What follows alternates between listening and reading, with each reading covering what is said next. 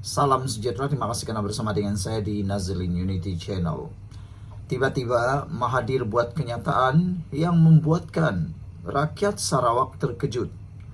Kata Mahathir, usaha Sarawak ambil alih kawalan minyak dan gas akan rugikan negara.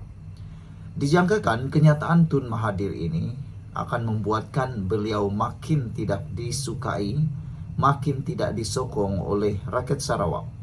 Jadi mana-mana komponen yang bekerja sama dengan Tun Mahathir dijangka akan terus ditolak oleh parti yang ada di Sarawak. Kenyataan Mahathir ini cukup pedas dan cukup panas. Bekas Perdana Menteri menyatakan, memberi peringatan berhubung usaha Sarawak untuk mengambil alih kawalan ke atas sumber minyak dan gas di negeri itu daripada Petronas. Dalam satu wawancara bersama Free Malaysia Today, Mahathir berkata, langkah Sarawak itu boleh memberi kesan negatif kepada negara dan ekonominya. Negara akan rugi jika rundingan antara kerajaan persekutuan dan negeri diteruskan seperti sekarang, katanya. Ramailah rakyat Sarawak yang memberikan komen cukup tak puas hati dengan kenyataan Tun Mahathir. Dia mengulas pertikaian antara Sarawak dan kerajaan persekutuan berkenan kawalan sumber minyak dan gas dalam wilayah negeri tersebut.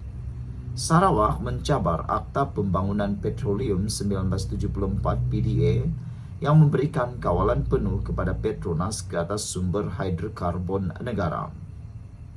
Kerajaan Sarawak berkata PDA tidak terpakai dalam wilayah pentadbirannya.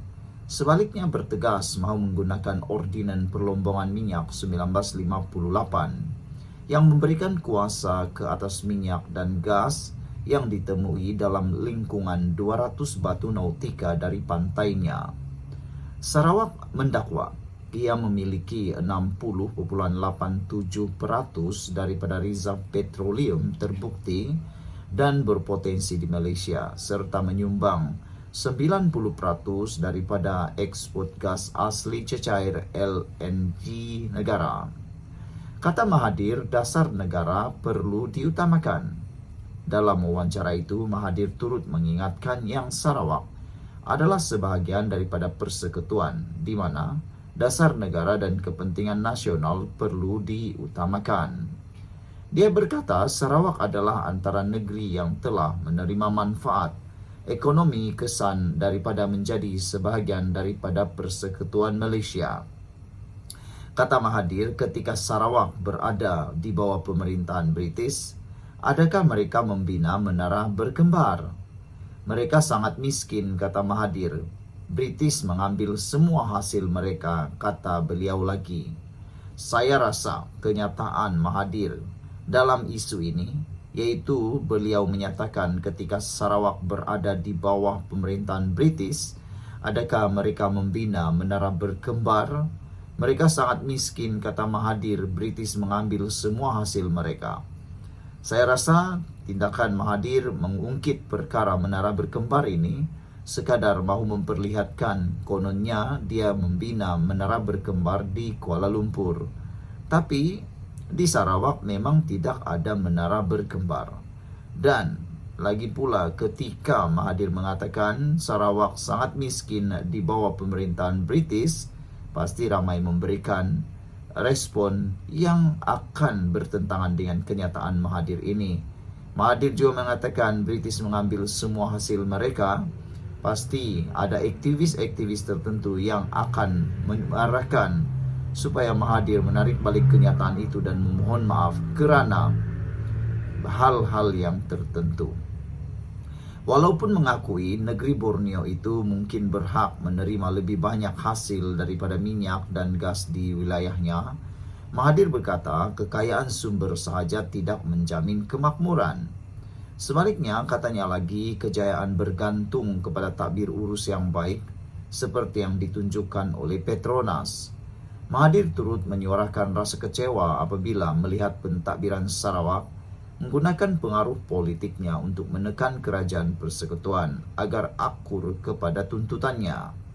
Isu tersebut perlu dibawa ke parlimen untuk dibahaskan, kata Mahathir lagi. Namun demikian, reaksi daripada para netizen menyatakan bahwa sudah waktunya Sabah dan Sarawak menggunakan pengaruh politik untuk menuntut hak mereka. Apa pula pendapat Anda semua? Sekian untuk kali ini, jangan lupa tinggalkan komen Anda. Salam sejahtera. Adakah kerana kesombongan Akmal Saleh akan membawa kepada keruntuhan, akan membawa kepada perpecahan kerajaan perpaduan madani di Persekutuan? Ramai yang menjangkakan bahawa mungkin kerana keceluparan, kadang-kadang celuparnya Akmal Saleh berkaitan dengan pendirian beliau, berkaitan dengan strategi politik yang ada sekarang, khususnya melibatkan Pakatan Harapan Barisan Nasional, akan boleh memacu kepada satu percikan api yang boleh membakar kerjasama antara Pakatan Harapan dan Barisan Nasional di Persekutuan. Harus diingat bila-bila masa saja. Politik Malaysia boleh berubah dan perpaduan di peringkat Persekutuan pun mungkin akan berubah. Siapa yang akan rugi, siapa yang akan untung? Yang paling rugi ialah UMNO itu sendiri. UMNO harus ingat, mereka tidak lagi terlalu kuat seperti dahulu kala. Bila waktu saja UMNO boleh jatuh semula, boleh runtuh semula. Diramalkan oleh para penganalisis politik, UMNO perlu masa sekurang-kurangnya 1 penggal lagi untuk pulih. Tapi ketakzuban pemimpin seperti Akmal Saleh dalam menyatakan pendapat, dalam menyatakan pandangan, dalam menyatakan pendiriannya, seakan-akan dia lupa UMNO ini dalam proses pemulihan. Akmal Saleh harus berdiri di kedudukan yang realiti. Baru-baru ini kenyataan Akmal Saleh berkaitan dengan pembahagian kerusi 14-14 di Melaka amatlah dilihat sebagai satu tindakan yang sombong. Exco Pemuda Amanah menganggapnya satu tindakan yang harus ditarik balik oleh Akmal Saleh kerana itu tindakan yang sombong dan boleh mempengaruhi apa yang sedang dibina di peringkat Persekutuan. Terkini, seorang lagi pemimpin daripada PKR membidas kenyataan Akmal Saleh. Beliau menyatakan jika guna formula Akmal Saleh, Barisan Nasional tak layak dapat kerusi di Selangor dan Pulau Pinang. Jadi dengan itu, bukankah ini akan merugikan Parti Barisan Nasional sendiri? Pemuda PKR AMK membidas Ketua Pemuda UMNO Akmal Saleh yang mengatakan Barisan Nasional tidak akan menyerahkan mana-mana kerusi yang dimenangi kepada Pakatan Harapan bagi menghadapi pilihan raya negeri Melaka akan datang. Pengarah komunikasi AMK Haziq Azfar berkata, jika formula Akmal Saleh dijadikan asas rundingan, BN tidak layak mendapat kerusi dengan bilangan 3 kali ganda lebih banyak pada PRN Selangor berbanding keputusan BN di Dewan Undangan Negeri Pilihan Raya Umum ke-14. Lebih parah lagi, BN mungkin tidak layak menerima walau 1 kerusi pun dalam agihan PRN Selangor dan Pulau Pinang yang lalu, memandangkan tiada kerusi dimenangi mereka dalam kerusi parlimen pada PRU 15 di negeri-negeri tersebut. Jika mahu dinilai dengan prestasi pilihan raya terkini, sekiranya formula Akmal Saleh digunakan pakai. Beliau juga berkata, kenyataan Akmal Saleh juga mencerminkan keengganan untuk mengambil kira prestasi semasa, termasuk keputusan pilihan raya selepas PRN Melaka, kekuatan jentera, penerimaan rakyat setempat, serta potensi kemenangan dalam menentukan agihan kerusi.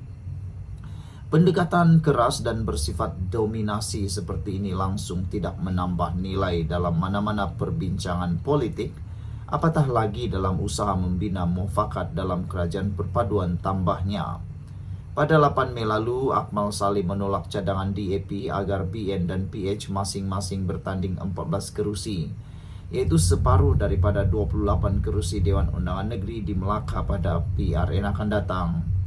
Jika nak juga kita bertanding di tempat yang sama, mudah sahaja untuk beri kamu tidak sama sekali dan boleh teruskan bermimpi, kata Akmal Saleh yang juga Exco Negeri Melaka. Sebelum itu, Chinese Press melaporkan bahwa 9 cawangan DAP di Melaka sebulat suara menyokong strategi 14-14 yang bermakna BN perlu memberikan sebahagian kerusi yang mereka miliki sekarang kepada Pakatan Harapan PH. Pada PRN Melaka 2021, BN menang besar dengan 21 kerusi, diikuti Pakatan Harapan 5 kerusi dan PN 2 kerusi dalam saingan 3 penjuru. Bagaimanapun, pada PRU 15, BN tewas ke semua 6 kerusi parlimen di Melaka, dengan PH dan PN masing-masing menang 3 kerusi. Dalam kenyataan berasingan, DAP cawangan Taman Makmur di Masjid Tanah turut menyokong cadangan pembahagian kerusi sama rata itu. Mereka juga menyatakan sokongan penuh kepada calon kerajaan perpaduan yang akan bertanding di kawasan Parlimen Masjid Tanah. Pengurusinya, Lim Kim Fok, berkata, pemilu tersebut bertujuan meningkatkan peluang kemenangan kerajaan perpaduan serta menzahirkan semangat kerjasama antara BN dan PH. Adun Kota Laksamana Lo Chi Leong memaklumkan usaha itu akan dibawa ke mesyuarat jawatan kuasa DAP Melaka yang akan datang. Saudara, ada yang mencadangkan supaya Akmal Saleh perlu memikirkan dengan sebaik-baiknya atau letak jawatan, kata mereka. Jumpa lagi, bye-bye.